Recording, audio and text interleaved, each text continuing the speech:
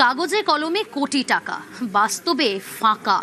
জলপাইগুড়ির গয়ের কাটা জল জীবন মিশন প্রকল্পের সুফল থেকে বঞ্চিত সেখানকার স্থানীয় বাসিন্দারা। 2024-এ যে প্রকল্প শেষ হওয়ার কথা, এটা 2026-এর জুন, এখনো প্রকল্পের কাজ শেষ হলো না।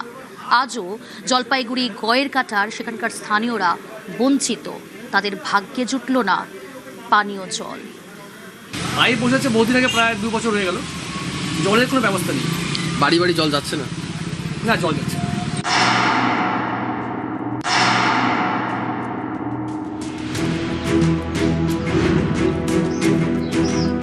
জলপাইগুড়ির গয়ের কাটায় জল জীবন মিশন প্রকল্পে জালিয়াতি।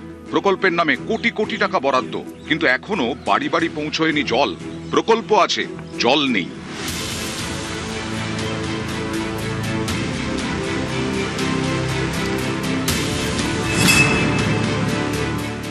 তীব্র গরম, বুক ফাটা তেষ্টা, কিন্তু জল নেই। গয়ের কাটার মানুষের সঙ্গে এক নিষ্ঠুর তামাশা। প্রকল্পে কোটি টাকা বরাদ্দ হয়েছে, কিন্তু বাস্তবে কাজের কাজ কিছুই হয়নি। 2023-এর 26শে সেপ্টেম্বর ঘটা করে জল জীবন মিশনের বোর্ড ঝোলানো হয়েছিল। প্রকল্পের জন্য বরাদ্দ হয়েছিল 3,33,54,761 টাকা। কাজ শেষ হওয়ার কথা ছিল 2024-এর মধ্যেই।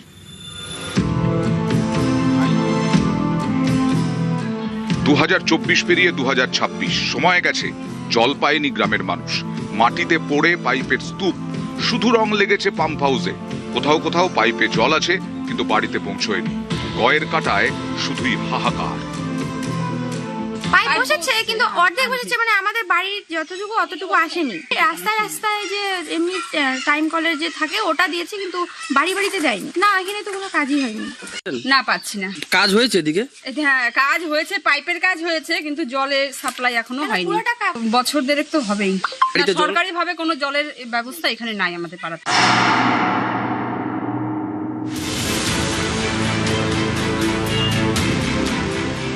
প্রকল্পের জন্য বরাদ্দ কোটি কোটি টাকা তাহলে কোথায় গেল? কেন এখনো শেষ করা গেল না প্রকল্পের কাজ? তৃণমূলের বিরুদ্ধে দুর্নীতির অভিযোগে সরব বিজেপি। টাকা খরচ হয়ে গেছে, মানুষ জল পায়নি, শুধু আধার কার্ড নিয়ে নিয়েছে, দেখিয়ে দিয়েছে সরকারকে যে কানেকশন হয়ে গেছে। এখন তদন্তের দাবি করবে। যারা সরকারি টাকার নয়ছয় করেছে, দুর্নীতি করেছে, তারা কেউ রেহাই পাবে না, তারা সবাই শাস্তি পাবে। তৃণমূলের দাবি, কেন্দ্র টাকা দেয়নি, তাই ঠিকাদাররা টাকা পাননি, ফলে প্রকল্পের কাজ থমকে গেছে। অন্যদিকে বিজেপির দাবি, তৃণমূলের দুর্নীতির জন্যই প্রকল্পের সুবিধে থেকে বঞ্চিত হয়েছেন সাধারণ মানুষ। রাজনীতির টানাপোড়েন নয়, জল চায় গয়ের কাটা। বানারহাট থেকে রকি চৌধুরী, নিউজ 18 বাংলা।